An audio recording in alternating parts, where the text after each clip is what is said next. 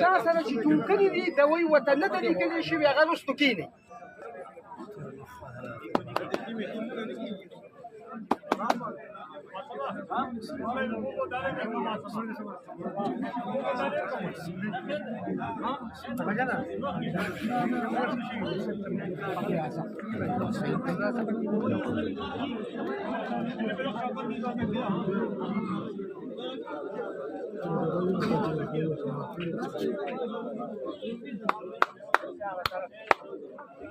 رالو आवाज رالو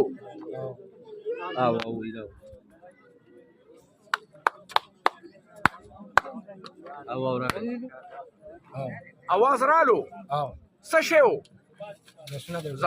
ځه